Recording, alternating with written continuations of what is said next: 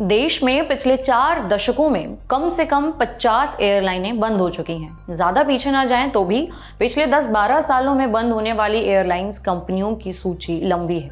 चाहे फिर साल 2012 में बंद हुई किंगफिशर एयरलाइन हो या फिर 2023 में गो फर्स्ट।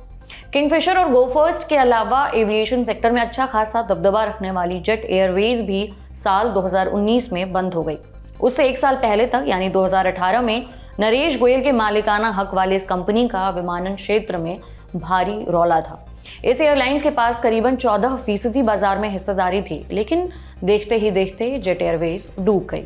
इनमें से ज्यादातर कंपनियों के डूबने का सबसे बड़ा कारण रहा उनका बढ़ता हुआ कर्ज और कैश की किल्लत। गो फर्स्ट के डूबने के करीबन साल भर बाद अब एक और प्राइवेट एयरलाइन संकट में नजर आ रही है। आज के खर्चा पानी में हम बात करेंगे प्राइवेट एयरलाइन स्पाइस जेट की। जानेंगे कि स्पाइस जेट अब किस नई मुसीबत में फंस गई है।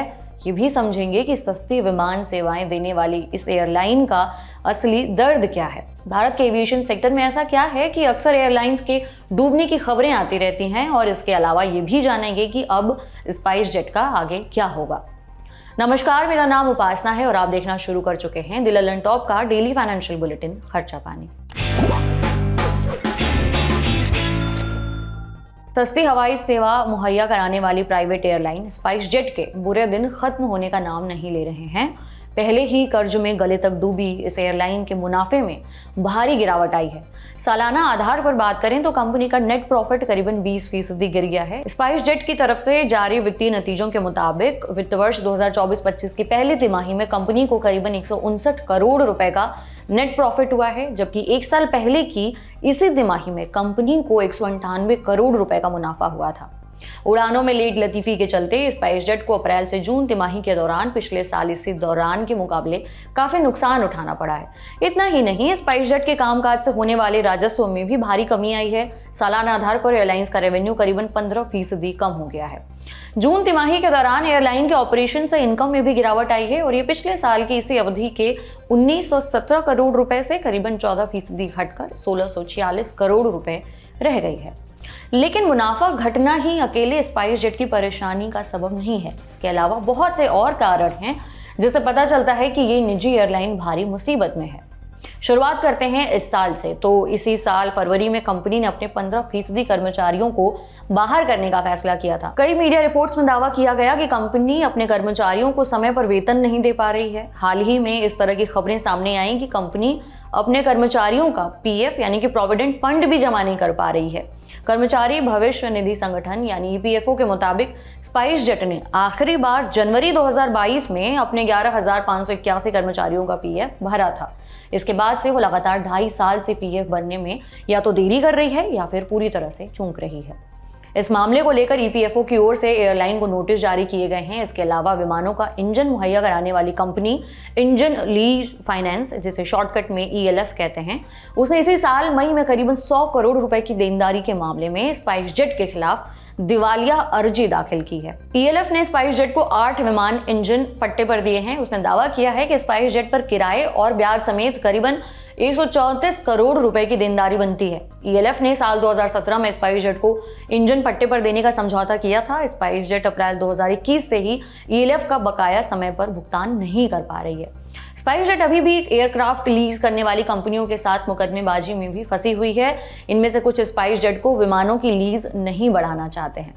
सीएनबीसी टीवी 18 की रिपोर्ट के अनुसार स्पाइस जेट एयरलाइन फिलहाल आर्थिक दबाव में है। साल 2019 में जेट एयरवेज बंद होने के बाद स्पाइस जेट ने तेजी से अपना विस्तार किया था। कंपनी ने जेट के कई विमानों को लिया था, लेकिन कोरोना महामारी के चलते लॉकडाउन लगा और उससे कंपनी को काफी वित्तीय परेशानी झेलनी पड़ी। इसके बाद कंपनी के chief financial officer Sanjeev Taneja ने अपना इस्तीफा दे दिया। इस दौरान कंपनी की तरफ से जारी एक बयान में कहा गया है कि जेट फ्यूल की अधिक कीमत और रुपए की वैल्यू में गिरावट के चलते उसका घाटा बढ़ा है। इन परेशानियों के बीच स्पाइस जेट के चेयरमैन और एमडी अजय सिंह ने कहा, एयरलाइन इंडस्ट्री अपने सबसे बुरे दौर से गुजर रही है।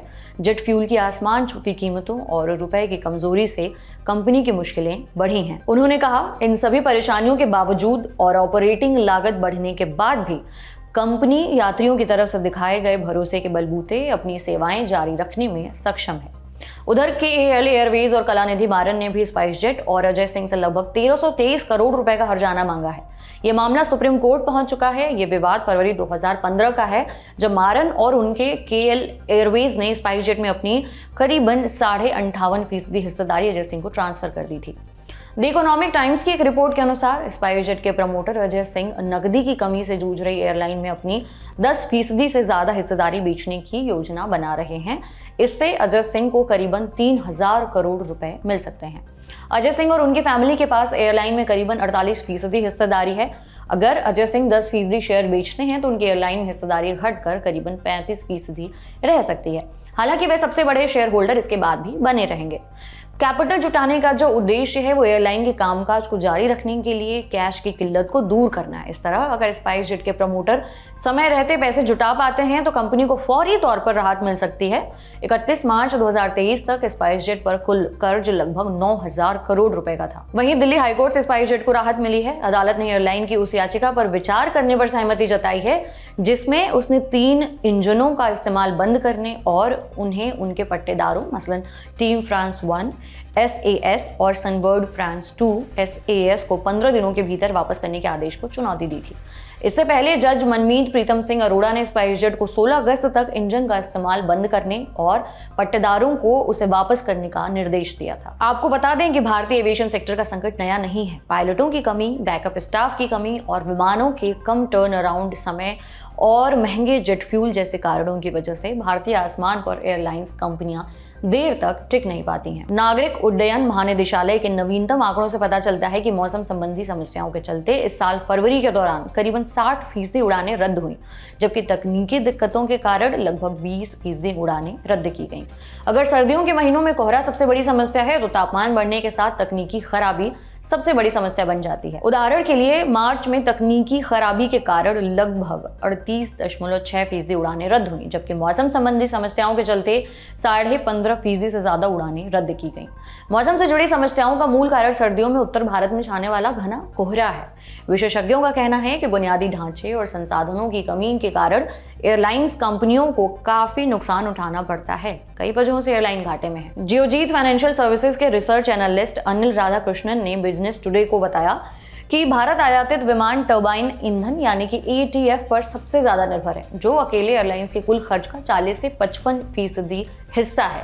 इसमें किराया, विमान की मरम्मत और रख रखाव और हवाई अड्डे के शुल्क, सरचार्ज जैसे अतिरिक्त खर्चे जोड़ दिए जाएं तो सभी मिलाकर एयरलाइंस के कुल खर्चे का 65 से 80% बन जाता है। मतलब एयरलाइंस को होने वाली कमाई का 65 से 80% खर्चा उनको उनके रख रखाव, उनके मेंटेनेंस और फ्यूल में चला जाता है। साथ ही पायलट और दूसरे स्टाफ की सैलरी और ATF की कीमतों में इजाफा होने के बावजूद भारत में हवाई किराया उतनी तेजी से नहीं बढ़ा है जितनी तेजी से उसे बाकी चीजों की बराबरी में बढ़ना चाहिए था। बहरहाल आज के बुलेटिन में इतना ही। आपके लिए ये बुलेटिन लिखा था हमारे साथी प्रदीप यादव ने। उम्मीद करते हैं आपको ये जानकारी काम की लगी होगी, दिलचस्प लगी होगी। पसंद आई तो हमें कमेंट बॉक्स में जरूर बताएं। अगले एपिसोड तक अपना ख्याल रखें। शुक्रिया।